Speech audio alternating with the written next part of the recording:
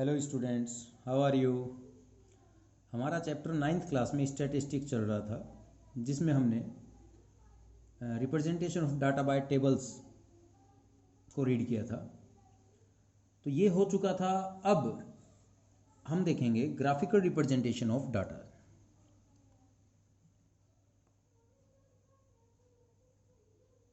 Graphical representation of data. तो आपने सुना होगा, it is well said that one picture is better than 1,000 word. क्या मतलब हुआ इस बात का कि मैं आपको एक टेबल की फॉर्म में आपकी क्लास के बच्चों के मार्क्स लिख कर दिखाऊं, या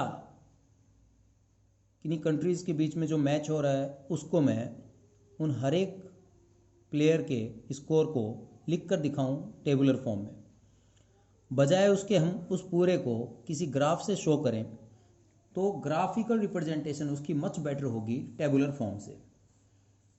तो कुल मिलाकर आप समझ गए ग्राफिकल रिप्रेजेंटेशन ऑफ डाटा, यानी कि इसमें हम क्या पढ़ने वाले हैं। तो यहाँ पर 9th क्लास में we shall study the following graphical representation in this section, that is bar graph, histograms,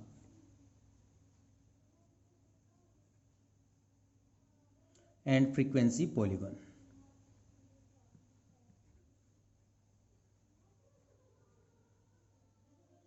okay, तो ये तीन चीज़ें पढ़ेंगे। उससे पहले आप देखते हैं कि बार ग्राफ, हिस्टोग्राम आपका पहले से पढ़ा हुआ है।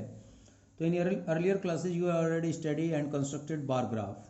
तो बार ग्राफ में जो मेन इंपॉर्टेंट बात क्या है, तो सबसे पहले हम स्टार्ट करते हैं अपना bar graph. Bar graph is a pictorial representation of data in which usually bar of uniform width are drawn with equal spacing between them on one axis. For example, याद आएगा आपको?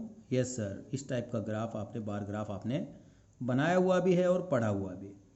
क्या बता रहे थे? Bar graph is a pictorial representation of data in which usually bar of uniform width, ये width इन सबकी equal होनी चाहिए, with equal spacing between them, इनके बीच में जो स्पेस छोड़ रखा आपने खाली, ये आपका इक्वल होना चाहिए on one axis, that is मान लीजिए ऑन एक्स एक्सिस, और वाई एक्सिस पर आपकी फ्रीक्वेंसीज होंगी डिपिक्ट द वेरिएबल्स, और the value of the variable are shown on the other axis, that is y axis, that is origin, so it is. और यहां से हम देखते हैं, तो इस तरह का बार ग्राफ अक्सर हम देखते हैं अपनी एसएसटी की बुक्स में कि 1951 या अलग अलग कंट्रीज़ में क्या उनकी उस टाइम पॉपुलेशन थी, या एग्जांपल लेते हैं January, Feb, March, that is month of, मान लीजिए आपकी क्लास में बच्चे हैं, उनके बर्थ मंथ्स लिखे गए हैं, मंथ ऑफ बर्थ। तो यहाँ पर आपने लिख दिया 2, 4, 6, 8, ये हो गई आपकी number of student on y axis, number of students. तो यहाँ से देखकर हम बता सकते हैं सर जनवरी मंथ में आने वाले बच्चों के बर्थडे, या जिन बच्चों का जन्म जनवरी मंथ में हुआ ऐसे बच्चे थे 6, जिनका फेब में हुआ वो थे 5, जिनका मार्च में हुए थे 8। तो इस तरह से, तो इस तरह के ग्राफ आपने पढ़े हुए हैं। फिर उस पर क्वेश्चन आता था in which month maximum number of student born, तो ये जनवरी टू दिसंबर हो सकता है, जहाँ तक भी आप रोकना चाहें हो सकता है। तो ये वाली चीज़ आपने पढ़ी हुई है, इसको आराम से आप ड्रॉ कर सकते हैं। और बार ग्राफ बिल्कुल वही है जो आपने 8th क्लास तक पढ़ा है। तो कोई भी क्वेश्चन आए उसमें एक्स एक्सिस वाई एक्सिस आप लें, एक्स एक्सिस पर आप अपने जो भी आपके क्वेश्चन में गिवन हो, हेड्स, मंथ ऑफ बर्थ, या इस तरह की जो भी डाटा हो, और वाई एक्सिस पर आप रखें कि जिस तरह से आपके एक्सपेंडिचर, अगर आप यहाँ एड्स रखते हैं, month of birth of student then number of student, ये यहाँ पर आप शो करेंगे। इजी सा है, बड़ा आराम से बन जाएगा। जो विशेष बात थी इसकी वो ये थी, इनके बीच में गैप होना चाहिए, ठीक है। अब अगला आता है हमारे पास हिस्टोग्राम। हिस्टोग्राम की विशेष बात क्या है कि ये कंटिन्यूअस क्लास के लिए होता है। ओके, बिल्कुल बार ग्राफ जैसा ही होता है, but it is use for continuous class interval. इसलिए आपने अधिकतर जब भी हिस्टोग्राम देखा होगा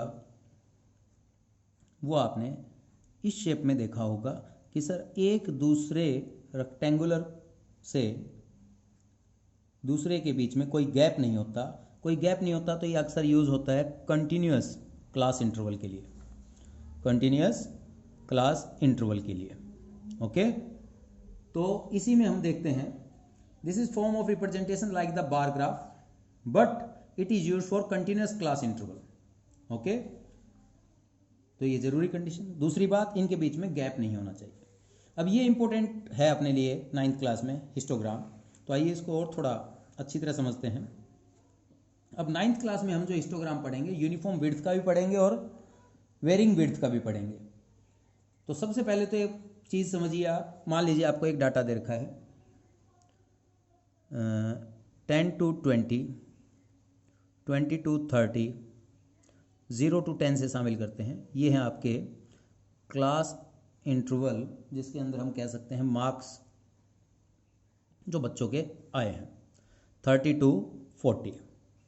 सर कितने बच्चों के आए हैं, ये अपने पास हो गया नंबर ऑफ स्टूडेंट।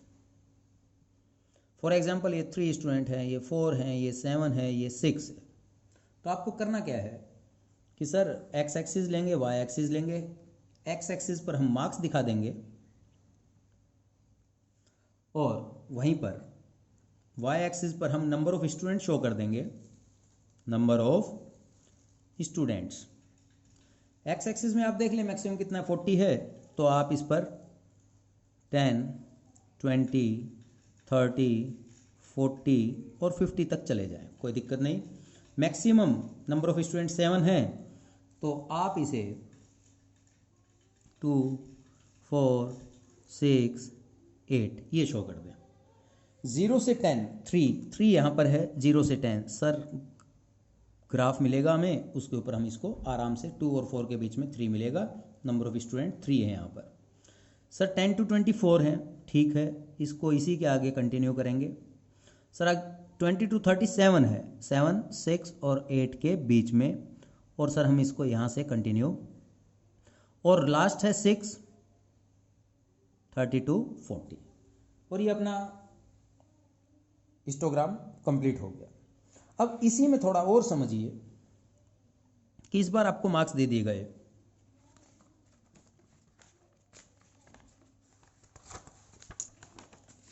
यस, देखिएगा मार्क्स दिए गए हैं आपको और नंबर ऑफ स्टूडेंट दे रखे हैं, कुछ स्टूडेंट्स के मार्क्स गिवन है आपके पास। और मान लीजिए आपकी क्लास में ही है और 60 मार्क्स का टेस्ट था। कितने का था, चलिए सर 80 मार्क्स का टेस्ट कर लेते हैं, मैक्सिमम मार्क्स 80 थे। तो 30 से नीचे किसी के नहीं आए, 30 to 40 से शुरू करते हैं, 40 से 50, 50 से 60। मैं एक अपनी तरफ से एग्जांपल ले रहा हूं जिससे आपको एक क्लियर होगा, 70 to 80। और sir number of student, sir ये 7 थे, ये 3 थे, ये 5 थे, ये 4 थे और ये 6 थे। ठीक है, तो हमसे कहा गया कि ये टेबल दे रखा आपको और आपको इसका हिस्टोग्राम प्रिपेयर करना है। अब आइए एक मोस्ट इंपॉर्टेंट चीज़ समझ में आएगी। सर ये एक्स एक्सिस, ये वाई एक्सिस, ये एक्स एक्सिस और ये वाई एक्सिस, और ये आपका ओरिजिन जहाँ से आप दोनों तरफ बढ़ेंगे। Sir 0 to 10, 20, 30, 40, 50, 60, 70, 80। ओके, और सर मैक्सिमम स्टूडेंट है 7, तो मैंने इसको ले लिया 2, 4, 6, 8। मैंने बनाना शुरू किया ग्राफ 30 to 40, क्योंकि 0 से 10 नहीं, 10 से 20 नहीं, 20 से 30 नहीं, 30 से 40 है। कितने हैं, 7। तो मैंने सबसे पहला ये बार बनाया, अगेन 3, सर ये हो गया 50 to 65, सर ये हो गया, फिर 4, सर ये हो गया, और फिर 6, समझ जाएंगे आप लोग, और ये 80 तक ये हो गया सर। मगर एक बात बताइए, ये इतना बड़ा गैप लगा, ये तो शुक्र है कि अपनी क्लास में कोई 30 से 40 के स्टूडेंट थे, अदरवाइज आप अगर बच्चे 50 से ऊपर ले आते तो अपना ग्राफ कुछ ऐसा मिलता, हिस्टोग्राम कुछ ऐसा मिलता। ओके, तो सर ये वाला गैप जो इतना बड़ा हो गया, अब देखने वाले को बड़ा ये अजीब सा लगेगा, तो इसलिए हम इसको क्या करेंगे, इसको हम कंप्रेस कर देंगे, दोनों तरफ से इकट्ठा कर देंगे, इस हिस्से को हम कंप्रेस कर देंगे। तो इसका जो एक्चुअल ग्राफ बनेगा उसमें एक नई चीज आएगी, किंक। जब मैं इसको कंप्रेस करूंगा, इकट्ठा कर दूंगा, तो ये इकट्ठा होकर इस शेप में मुड़ जाएगा, ये समझ लीजिए आप, और इस शेप को हम बोलते हैं किंक। अब मैं बनाऊंगा सब कुछ वैसे ही, बट इस किंक से अब मैंने देख लिया, मेरे पास डाटा था 30 से 40, तो मैं यहां से 30 यानी कि 0 से 30 को एक किंक शो कर रहा है कि भाई इसको हमने कंप्रेस कर दिया, दबा दिया, क्योंकि ये हमारे गैप काम का नहीं था। तो अब इसके आगे चलेंगे हम, इसको 30 to 40, 40 to 50 to 60 to 70 to 80, और यही वही सब कुछ 2 4 6 8। ओके, ये आपका एक्स और ये वाई, ठीक है। यहाँ पर आपको लिख लेने हैं कि सर ये मार्क्स और ये नंबर ऑफ स्टूडेंट्स। ओके, तो 30 से 40 क्या था हमारे पास, 7, तो मैं ये 7 पर गया। 40 से 50 क्या था सर, 3, ये 3 पर गए। 50 से 60 क्या था सर, 5, और ये 5 पर गए। 60 टू 70 क्या था सर, 4 पर गए। 70 से 80 क्या था सर, 6, और ये हमारा कंप्लीट। अब बताइए, तीनों को ध्यान से देखिएगा आप लोग। सर ये कंप्रेस किया, ऐसा हो जाता, कंप्रेस करते, और कंप्रेस करने के बाद कुछ इस तरह से जिगजैग फॉर्म ले लेता, और इसको बोलते हैं हम किंक। किंक लगाना क्यों आवश्यक है पता लगा, ताकि एक बार हिस्टोग्राम आपका और देखने में अच्छा हो। और जो ये इतना बड़ा गैप है, अब आपको कोई कंपेयर करने लगा, सर ये कितना है, तो यहाँ से आराम से आप कंपेयर कर सकते हैं। सर ये 3 दिखाई दे रहा है, और इसको करने के लिए आप यहाँ से लाइन लाएंगे, इतनी जगह बेवजह, तो इसलिए इसमें हम किसकी जरूरत पड़ी, किंक की। अब एक और मोस्ट इंपॉर्टेंट चीज है, वो क्या है उसको मैं समझाता हूं, उससे पहले मैं जो बोल रहा हूं इस चीज को समझिएगा। क्या था कि जो रेक्टेंगल होते हैं, जो आपके पास ये रेक्टेंगल बने, इनका एरिया प्रोपोर्शन में होता है कॉरस्पॉन्डिंग फ्रीक्वेंसीज के, कि सर ये 7 फ्रीक्वेंसी सबसे ज़्यादा है, तो पहले वाले रेक्टेंगल का एरिया सबसे ज़्यादा मिलेगा। सबसे कम फ्रीक्वेंसी है तो इसका एरिया सबसे कम मिलेगा, यानी कि एरिया डायरेक्टली प्रोपोर्शन होगा फ्रीक्वेंसी के, यानी कि फ्रीक्वेंसी ज़्यादा तो एरिया ज़्यादा होगा, एरिया ज़्यादा तो फ्रीक्वेंसी ज़्यादा होगी। डायरेक्टली प्रोपोर्शन का मतलब समझे। तो सर ये वाली चीज़ कहाँ देखनी पड़ गई, अभी तक हम ले रहे थे इक्वल विड्थ, ठीक है, यूनिफॉर्म विड्थ। अब मैं एक एग्जांपल लेता हूं आपके लिए, मार्क्स, और फिर देखते हैं उसका। और ये सर नंबर ऑफ स्टूडेंट्स,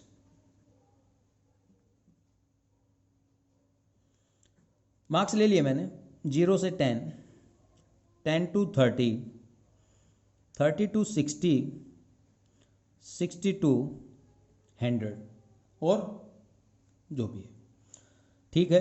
ध्यान से समझना बेटा, मोस्ट इंपॉर्टेंट चीज समझाने वाला हूं मैं यहां पर, मोस्ट इंपॉर्टेंट। इससे पहले किंक वाली बात बताई, इंपॉर्टेंट थी, वह भी इंपॉर्टेंट थी, मोस्ट इंपॉर्टेंट।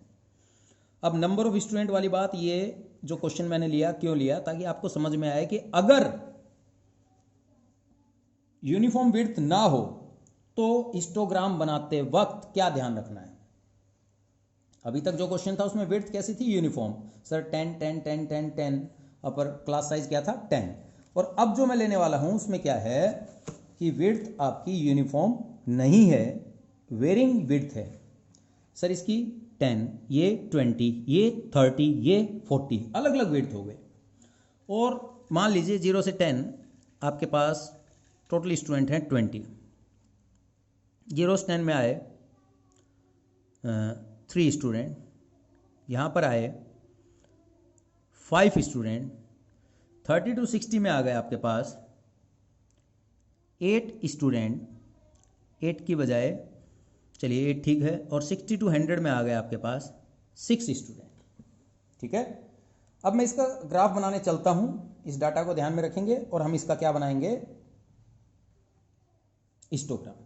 तो सर एक तो तरीका ये है डायरेक्ट अपने पास, सर 0, 10, 20, 30, 40, 50, 60, 70, 80,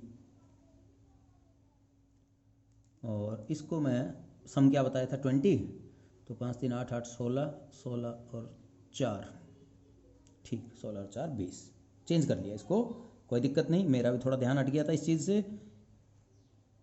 चलिए ये हो गए सर आपके मार्क्स, ओके। और सर इस पर आ गए नंबर ऑफ स्टूडेंट्स। समझिएगा, आप देखिएगा सर 0 to 10, सर उससे पहले हम ये ले लेते हैं 2, 4, 6, 8 और ये 10। मैक्सिमम स्टूडेंट अभी अपने पास नंबर ऑफ स्टूडेंट 30 to 60 में 8 है, तो हमने 8 की बजाय 10 तक ले लिया। 0 से 10 3 शो कर रहा है,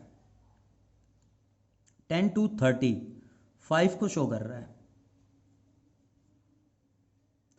30 to 60 8 को शो कर रहा है,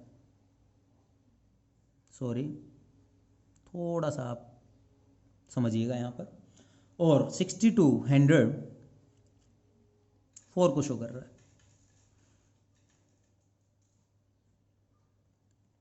ठीक है, अब बात करते हैं सर इसका एरिया कितना है। सर ये 10 और ये 3 30 किसको रिप्रेजेंट कर रहा है, 3 फ्रीक्वेंसी को, ठीक है। इसका एरिया कितना है, सर ये 20 और ये 500, और किसको रिप्रेजेंट कर रहा है, 5 को। सर ये 30 to 60, सर इसका आ गया 30 और 8 240, 8 को रिप्रेजेंट कर रहा है,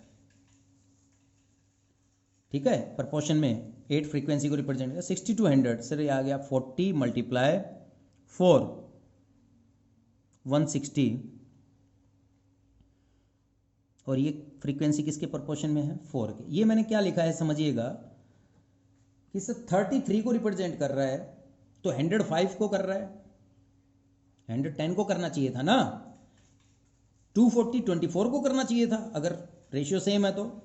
अब यहाँ पर कुछ है रेशियो, यहाँ पर कुछ है रेशियो, सेम से मतलब क्या है सर 30/3, 100/5, 240/8, ये सब इक्वल आने चाहिए थे, तब आता हमारा एरिया प्रपोर्शन इन फ्रीक्वेंसी। तो ये अपना गलत है। इसके लिए मैं आपको एक एग्जांपल शो करता हूँ, आप समझिएगा। थोड़ा सा टाइम जरूर लगने वाला है इसमें, मगर ये बड़ी बारीकी चीज़ है, थोड़ा थोड़ा ध्यान देंगे तो आपके कहीं भी कोई मार्क्स डिडक्ट नहीं होंगे।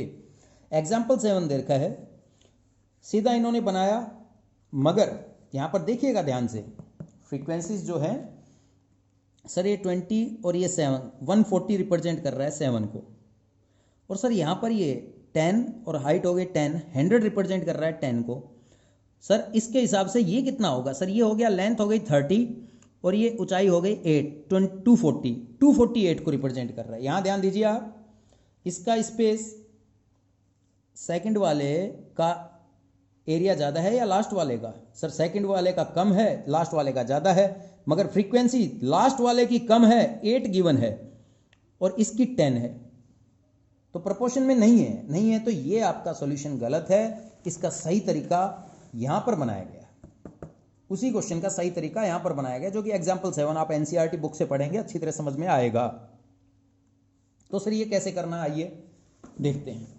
मैं यही एग्जाम्पल लूंगा और अगला क्वेश्चन, इसी क्वेश्चन को सही कर समझाएंगे कि इसका सही तरीके से हिस्टोग्राम कैसे बनेगा। तो सर क्वेश्चन ये ले लेते हैं, मार्क्स कितने हैं सर, 0 से 10।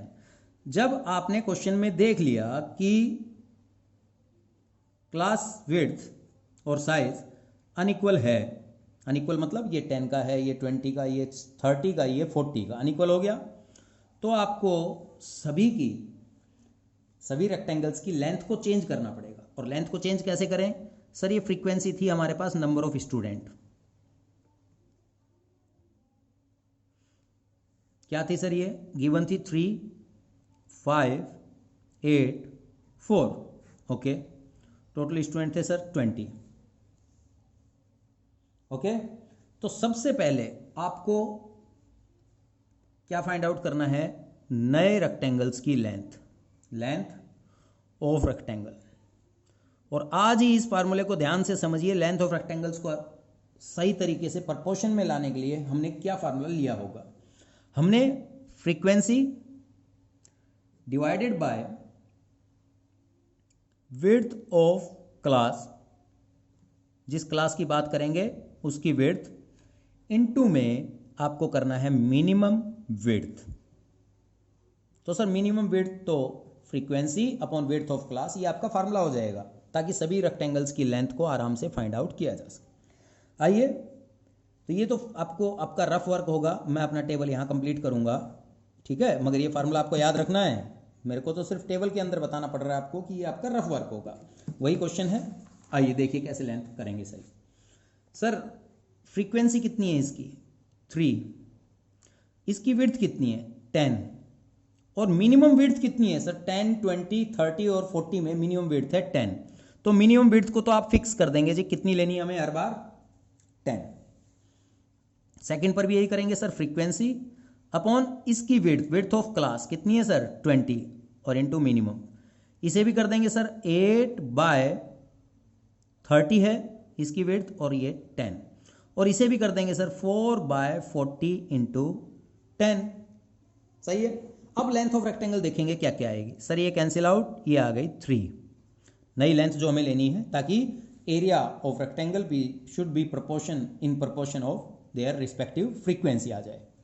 सर ये आ गया 2.5। ओके सर, यहां से ये 8/3 को हम लिख लेंगे 2.666 चलेगा, इसको 6-7 पर रोक देते हैं, अप्रोक्सीमेट 2.6, कोई दिक्कत नहीं है। ये आ गया सर 1। ओके, अब मैं इसका हिस्टोग्राम बनाने के लिए तैयार हैं हम लोग। सर सब कुछ वही करना है हमें। ओके सर, एक बार ले लेते हैं 0, 10, 20, 30, 40, 50, 60, 70, 80, 90। इसको थोड़ा सा मैं एक्सटेंड कर देता हूँ ताकि अपना काम 100 तक बन जाए। समझ जाओगे? यस सर, ठीक है। और फिर यहाँ पर हमें ले लेना है ये कितने इस पर ले लें अपन। सर ये ले लेते हैं 2, 4, 6, इस तरह से। तो मेरे पास अब ज़्यादा लेंथ नहीं है, मैं इसको 1, 2, 3, 4, ज़्यादा फ्रीक्वेंसी बड़ी नहीं है इसलिए मैंने इनको 1, 1 पर ले लिया। ये आपको खुद देख लेना अपने आप, इस एग्जाम्पल से आपको बहुत सारी चीज़ें क्लियर हो जाएंगी। सबसे पहले 0 से 10 में आपको क्या करना है? 3 पर चलना है। सर 0 से 10, 3, जो एरिया वाली बात बताई थी उसको वेरीफाई कराऊंगा अभी। हो गया सर। सर 10 to 30, अब इस फ्रीक्वेंसी को नहीं देखना, आपके लिए नई फ्रीक्वेंसी, नए लेंथ ऑफ रेक्टेंगल्स बन चुके हैं। सर 10 to 30 को 2.5 यानी 2 और 3 के बीच में 10 to 30 समझ जाओगे भाई, स्केल से आप लोग करेंगे। नेक्स्ट 2.67 यानी 2.5 से जस्ट थोड़ा सा ऊपर लेंगे और 30 to 60 तक चलेंगे। समझ जाओगे? नेक्स्ट सर 60 to 100 कितने पर? 1 पर। ये आपका कंप्लीट। यहां पर आपको मार्क्स लिख देने हैं, वहां पर आपको नंबर ऑफ स्टूडेंट लिख देने हैं, ठीक है। ओके, तो नंबर ऑफ स्टूडेंट से आपका बार हिस्टोग्राम कंप्लीट हो जाएगा। बट यहां पर नंबर ऑफ स्टूडेंट्स पर 10 मार्क्स आ जाएगा, पर 10 मार्क्स इंटरवल, क्योंकि हमने अब इसको फ्रीक्वेंसीज को चेंज कर दिया है। अब आते हैं, बन गया अपना। सर ये बिल्कुल सही है, यस। कैसे वेरीफाई करें? अपने आप वेरीफाई करना आपसे इस क्वेश्चन में नहीं पूछेगा। आप तो ये देख लें अनइक्वल विड्थ हैं तो किस तरह से मैंने कन्वर्ट करने के लिए फार्मूला बताया, इसको ध्यान में रखें और देखिए। सर ये लेंथ कितनी है इसकी बात करता हूँ समझाने के लिए, 10, और सर ये कितनी है? 3, तो लेंथ इंटू ब्रेथ, एरिया कितना आ गया? 30, और फ्रीक्वेंसी इसकी कितनी है? 3। कितनी है? 3। 30 प्रोपोर्शन 3। सर दूसरे वाले की बात करते हैं। लेंथ कितनी है? 20, ब्रेथ कितनी है? 2.5, एरिया कितना आ गया? एरिया आ गया सर ये 50 और फ्रीक्वेंसी क्या शो कर रही थी 5। सर नेक्स्ट भी करते हैं चेक। 30 इंटू, मैं यहाँ लिख देता हूँ 30 इंटू, सर इसको हम 2.67 की बजाय 8/3 लिखें। क्यों? 2.67 ही तो था 8/3, और यहाँ से फ़ायदा क्या मिला 80। प्रपोर्शन में 8 फ्रीक्वेंसी थी। यस, या आप अपनी तरफ से कर लें इसे 30 इंटू 2.67 अप्रोक्सीमेट, ये एरिया कितना आएगा 80, और इसकी फ्रीक्वेंसी थी कितनी 8। आ रहा है ना प्रपोर्शन में 30/3, 50/5, 80/8, यानी कि इन सब का प्रपोर्शन सेम आ रहा है। ठीक है, 10 को 3 रिप्रेजेंट कर रहा है, 30 को 10 को 1 कर रहा है रिप्रेजेंट, 30 को 3, 50 को 5, 80 को 8। लास्ट भी चेक कर देते हैं एक बार आपके लिए। सर ये लेंथ है 40 और ब्रेथ हो गई सर इस बार 1, तो एरिया आ गया सर 40 और इसकी फ्रीक्वेंसी कितनी है सर 4। ये चीज़ थी जो आपके समझने के लिए ज़रूरी थी कि एरिया जो है इन बार्स का, इन रेक्टेंगल्स का प्रपोर्शन में होना चाहिए गिवन फ्रीक्वेंसीज के। अगर ये विड्थ अनइक्वल है तो आपको किस तरह से लेंथ ऑफ रेक्टेंगल चेंज करने हैं। यहाँ आपका हिस्टोग्राम कंप्लीट हो गया। अब नेक्स्ट वन क्या है हिस्टोग्राम के आगे। अगला ग्राफ हम पढ़ेंगे फ्रीक्वेंसी पॉलीगॉन। फ्रीक्वेंसी पॉलीगॉन, तो एक हिस्टोग्राम मान लेते हैं हम कि सर हमारे पास एक हिस्टोग्राम गिवन है, ये रहा। आपको समझाने के लिए थोड़ा सा मैं आप इनके रेक्टेंगल्स को बड़ा बना रहा हूँ, ये रहा। ओके सर, फ्रीक्वेंसी पॉलीगॉन है क्या?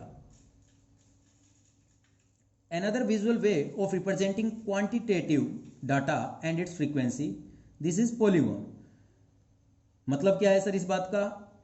Join the midpoint of the upper side of adjacent rectangle of this histogram। इस हिस्टोग्राम के हर एक रेक्टेंगल्स के टॉप पार्ट के मिड पॉइंट को ज्वाइन कर दें।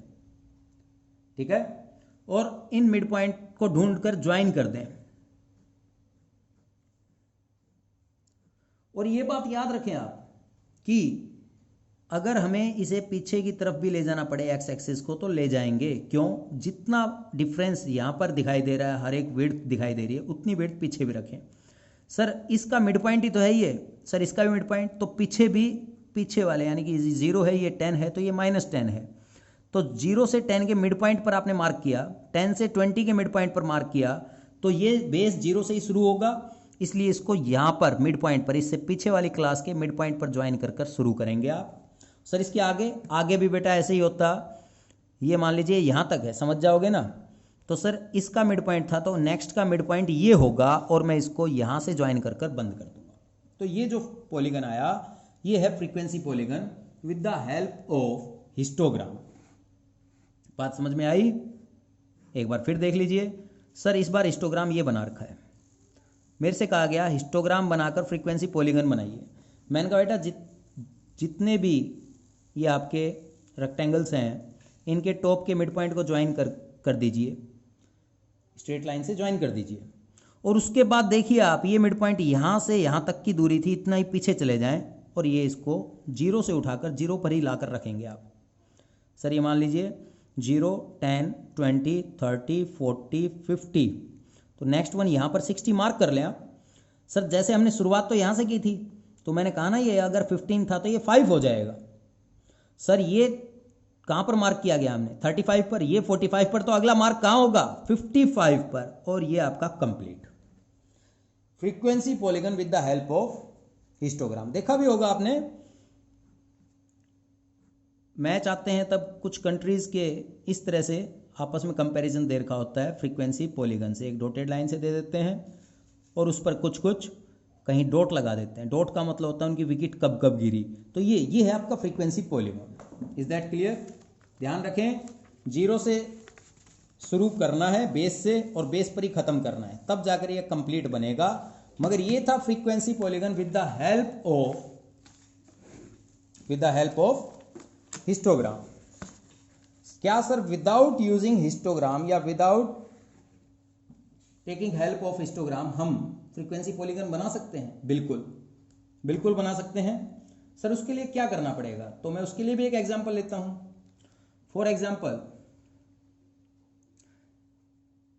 क्लास इंटरवल देर का हमको मार्क्स का आसान सा एग्जांपल लगता है मेरे को, इसलिए अपने आप तुरंत बन जाता है और देख लीजिए, मगर इस बार हम विदाउट यूजिंग हिस्टोग्राम।